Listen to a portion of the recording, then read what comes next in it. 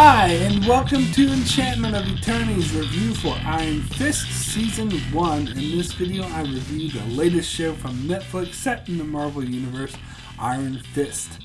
The first part of this review will be spoiler-free, so if you haven't seen Iron Fist, you will be free from spoilers. However, I will have a spoiler section at the end of the video for those who have seen the first season of Iron Fist in its entirety, but I will give the proper spoiler warning before getting into any spoilers.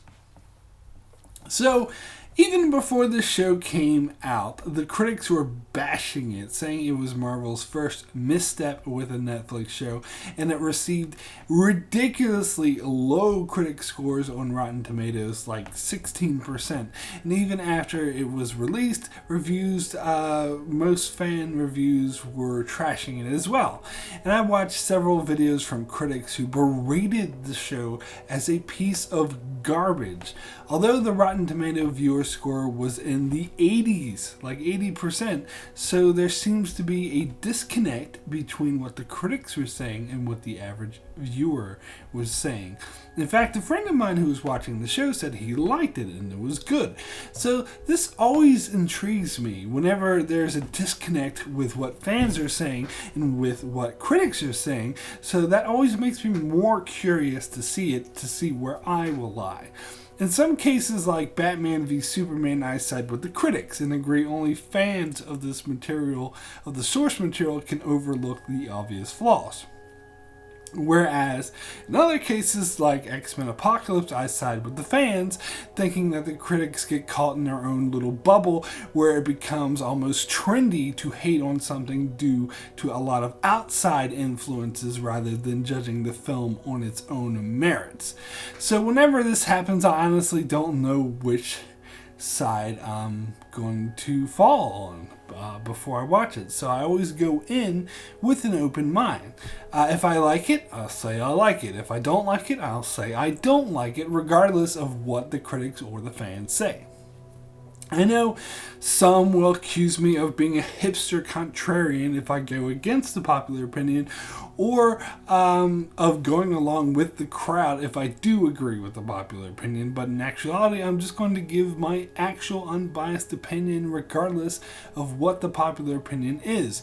You may or may not agree with this opinion, but I'm always straight and judge the film or the show on its own merits rather than what others are saying about it or what the buzz is about it. And so the big question is, what did I think of Iron Fist? Well, I'm not going to bury the lead here. In my opinion, this is my second favorite season that the Marvel Netflix universe has yet to produce. My favorite being Daredevil Season 1, so this comes in just behind it for me. And ironically, the main reason I hold this show in such high regard is the same reason many critics blasted it for, and that is the pacing. Many critics claim that the pacing of the show was horrible and the first 6 episodes were boring. In fact, I saw lots of big headlines and videos with the word boring spelled out in big letters. In fact, even some positive reviews that did like the show and didn't think it was as bad as all the other critics were saying still agreed that the 6 episodes were boring, but it got better later on. Personally, I couldn't disagree more with those sentiments. In fact, other than Daredevil Season 1, I think this is the only season in the Marvel Netflix universe that had good pacing. The problem with the other shows, like Jessica Jones, Luke Cage, and Daredevil Season 2, is that the pacing was really off. It would blow through the storyline too quickly in the first half of the season, and in the back half, it would seem to drag or change focus to less interesting storylines, like the Diamondback storyline in Luke Cage, or would become a jumbled mess with no real focus, like what happened at the end of Daredevil Season 2. Iron Fist is one of the only Marvel Netflix shows that had perfect pacing, as watching this season feels like watching one fully realized story and not a jumbled mess like some of the other shows on Netflix come off as. I felt the beginning episodes helped set up the story perfectly, which further develops in the mid part of the season and were resolved beautifully in the end part of the season. And all other complaints aside, this is the main reason why I thought this was one of the best seasons of the Marvel Netflix universe. It's funny, I heard the same complaints about the Netflix show Sense8, that it just took too long to set everything up and the first part of the season was boring, and I actually strongly disagreed there as well. It's funny with other more dramatic shows like Better Call Saul that are slow moving and take a long time to set things up, people don't complain as much. It does make me wonder if shows like Sense8 and particularly Iron Fist, being based off of a comic book, come with a certain expectation of being action-packed and have to have a fast, thrill-ride suspense feel to it like 24 or Prison Break. I don't know, I'm just guessing, because honestly, I don't really get these claims that the first 6 episodes are boring. In my opinion, they perfectly set up these characters in great ways and make them really interesting. In fact, if I'm being honest, I found a lot of these character moments more interesting than the fighting scenes. A couple of critics had complained that the office boardroom scenes were more exciting than the fight scenes, and they say that like it's a bad thing. Because honestly, I disagree. But I think that it's a good thing. It shows that the show is better with dialogue and character building than other Marvel shows, and is able to make the dialogue driven scenes just as exciting or more so than the fighting scenes. And honestly, that's my thing. I love good character dramas more than I do fancy fighting scenes with no real story to it. And again, it seems to me that these critics were unhappy because they had certain expectations of action-packed thrill ride that weren't met. Me, I love good character stories. It's the quality I appreciate the most in film and television. And besides that, it's not like there was no action in the first part of the season, as there was a moderate amount of action, and they worked well for the show and they added to the story. But regarding pacing, I wonder if the reason why I like the pacing so much in this show has to do with the fact that I typically look at shows like book series. Like each season is a novel in a series, and each episode is a chapter in a book, which is why I often complained about inconsistency in shows that were incapable of maintaining consistency. And when you read a novel that plows through its plot in the first 2 chapters and then starts to get, bogged down with too many storylines to the end and it doesn't really have a focus to make sense, and you would say that it's not a good novel. Whereas if a novel perfectly sets up the characters, furthers the story, and moves along at a nice pace and has a satisfying resolution, then you would say that's a good novel, which is exactly what I think of season 1 of Iron Fist. Where it seems to me, many of these critics complaining about pacing are expecting a more episodic series where every episode is its own story using the same characters, which I'm not sure why they would have this expectation, seeing how the majority of quality TV shows currently running are more serialized, especially Netflix shows, which are made to be binged and they follow this sort of novel format. Speaking of characters, as I mentioned, this is probably what appeals to me most about the show, is the cast of fully fleshed out and interesting characters that I believe the show does a great job of establishing. So we have the villain in Harold Meacham, if you can even call him a villain, as at first he's more of a friend to Danny Rand, but he has this eerie feel to him and you can tell that something is really off about him. He's played wonderfully by David Wenham, an Australian actor who you may recognize as playing Faramir in the Lord of the Rings movies. But that's what makes this character so great, is that he's not a straight up mustache twirling villain and can actually come off as sympathetic as at times, which makes him a truly dynamic character. The same could also be said of his son Ward, who at first may come off as a typical corporate asshole, but the more you learn about him, the more you can understand and even sympathize with him. And again, he's a really interesting character. As is his sister Joy, who's a powerful woman in the corporate world, but a bit more naive than Ward when it comes to the darker side of their family. And seeing the journey she takes this season was really fascinating. We also get Colleen Wing as a nice second to Danny Rand, who was an absolute badass in this role and makes me totally perplexed about the complaints that a martial arts show doesn't have a strong badass Asian character, because it totally does, and she fits the role amazingly well. We also get some characters who've previously appeared in the Marvel Netflix universe, like the lawyer Jerry Hogarth, who first appeared in Jessica Jones and also made a cameo in season 2 of Daredevil, and the villain Madame Gao, who represents the Hand in this series, who appeared in both seasons of Daredevil. And of course there's Rosario Dawson's Claire Temple, who of course has to appear in every Marvel Netflix show. And to be honest, I'm getting a little sick of her, and she felt like she was a bit shoehorned into this plot. But hey, Rosario Dawson is always great, so can't really complain. And then there's the title character, Danny Rand, otherwise known as the Iron Fist, played by Finn Jones, who's universally is the one actor that critics have harped on the most, saying that his performance was awful. And I respectfully disagree. I thought his performance was actually on point, and moreover, I completely disagree about the complaints that this character was, too bland, or his dialogue was awful. I think that's all nonsense. I got a full picture of who Danny Rand was and thought Finn Jones played this character perfectly, as he was the naive fish out of water entering the New York corporate world when he knew nothing about it but had a birthright to it. And also he has superpowers and knowledge of a world of martial arts many he interacts with are ignorant about. So I thought the way they played this was very well executed, as was the internal struggle within Danny as he struggled to fulfill his obligations as the Iron Fist, but also wanting to reconnect with his roots. However, all that being said, that doesn't mean I loved this show and thought it was perfect, because it wasn't. It had some flaws. In particular was a villain introduced in the back half of the season that came with some revelations of certain characters' backstories, which I did not buy and thought were very clunkily handled, which I'll get more into in my spoilers section. Also, I say I like it better than most other Marvel Netflix shows because of the pacing, which I stand behind, but on the other hand, those other shows, particularly Daredevil Season 2 with this Punisher storyline, had more amazing moments, amazing episodes that made me jump up and say, wow, that kicked ass!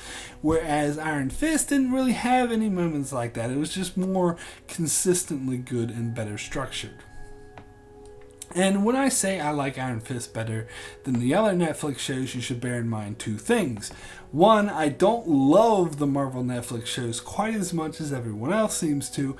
And two, I don't think these shows are that different in terms of quality. For example, when I say Iron Fist is better than Jessica Jones or Luke Cage, I don't mean it's miles better, more like it's slightly better. But regardless of what any of these critics may say, I believe that the Marvel Netflix shows are similar in quality.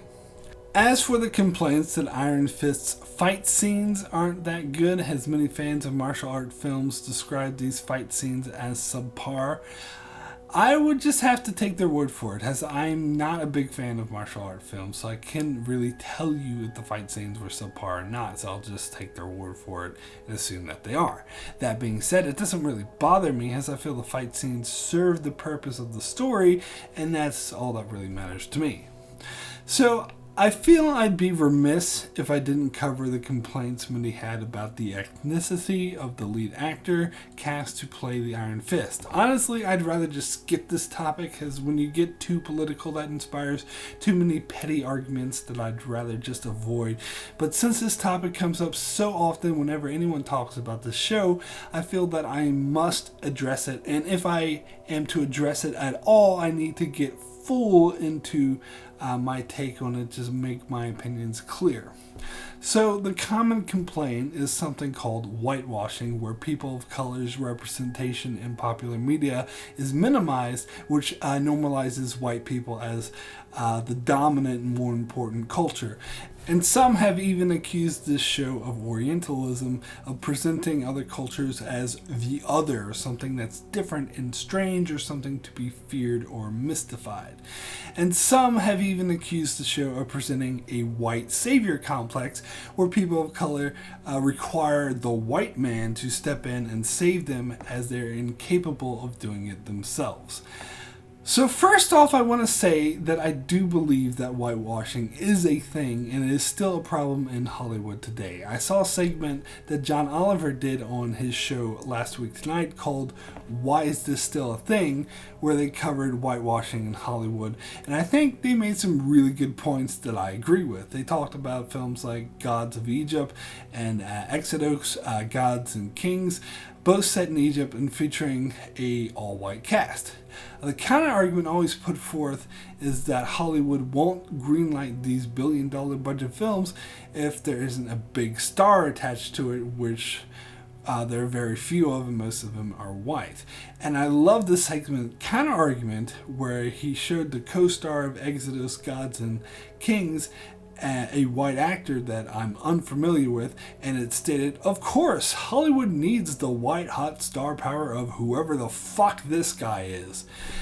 So I do think there is room for improvement in representation of non-white races in the media, and I do believe it is important, as well as the media does have social impact on society, whether we choose to see it or not. In fact, in my Star Trek Enterprise review, I talked about how it is a bad move to have yet another bland white man hero as the captain, to which I received a comment suggesting I was being racist against white people, and the commenter frankly can get fucked, because it's not at all racist to point out using the same bland stereotype hero should be avoided. And Star Trek by its nature is set in a utopian future where people of all races work and live together in peace, and that being the case, it made sense that Starfleet leaders would be diverse and of all races, genders, and backgrounds, so always having a white male captain seems counterproductive to what is at the heart of the show. But, on the other hand, I believe a show or film can also take it to the other extreme, where they have people of color in there just to fill up some quota of diversity, but it doesn't actually make sense for the story, or it feels shoehorned in. Of the like that leads to the cliche of having the token black character or the token gay character who seem their only purpose in the story is to fulfill some sort of quota. So what I like about Iron Fist is that all the characters seem like they belong there and further the story, and then there is no token Asian character. All the Asian characters make sense for the story and they add to it. But as for the complaints about the Iron Fist, that it should have been played by an Asian actor, I believe misses the entire point of the story. As the whole point of Danny Rand's character is that he is not what you would expect in any way. That he was raised as a rich billionaire, spoiled white kid who was in a plane crash and then raised by Buddhist monks after, and that the fact that he's white adds to his character, as it's not the type that you'd expect to be a martial arts expert, which is why many underestimate him.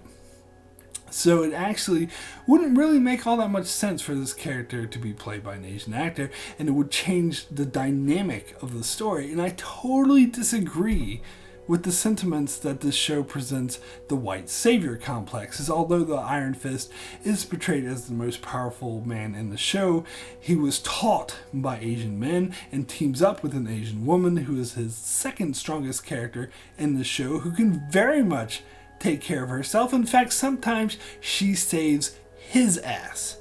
In fact, the show promotes the Asian Buddhist philosophies over that of the rich white Wall Street way.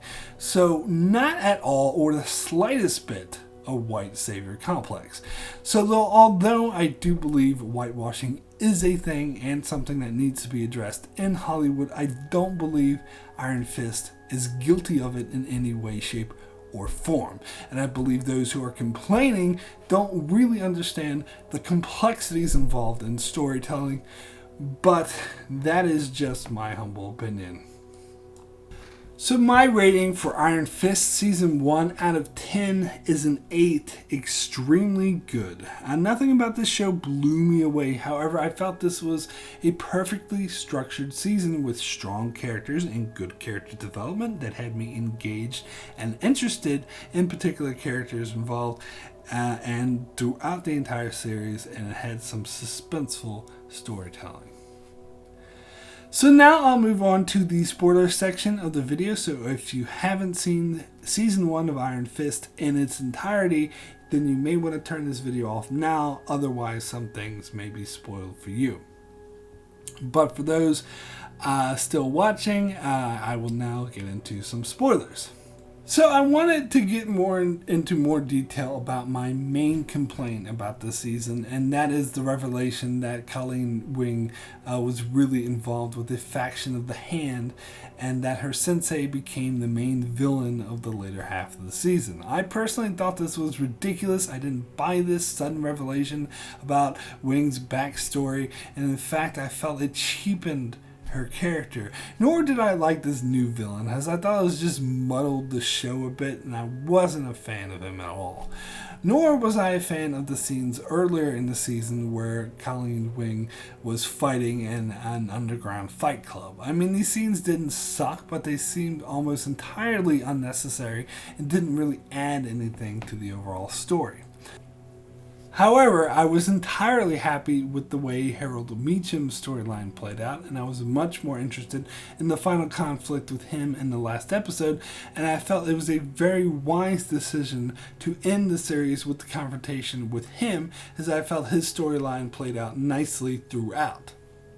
In the beginning of the season, he seemed like Danny Rand's only ally, as he was the only one who believed he was actually Danny Rand, and he was the only one who actively supported him and welcomed him as Danny Rand.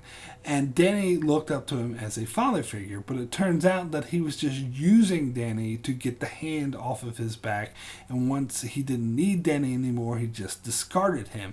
And more to the point, Danny the whole time was searching for who crashed his plane and killed his parents, as he believed it was Madame Gal, but turns out that it was in fact Harold Meacham who was working with the Hand and wanting Danny's parents out of the way. And the revelation of this was played out amazingly well, as it was when Danny realized he was being manipulated the whole time. And for Ward's part, and this was done really well as Ward could tell that there was something wrong with his father, and he knew that he didn't have their best interests at heart. In fact, he even tried to warn Danny about this earlier on, and thus actually ended up being very helpful in overcoming him, which made for some really fascinating storytelling. So that's it for my review of Iron Fist Season 1. Be sure to check out my channel as I continue to review many shows, including many videos on shows like Game of Thrones, Star Trek, Black Sails, The Expanse, The 100, and more. So be sure to subscribe so you can keep up with all that. Thanks a lot for watching.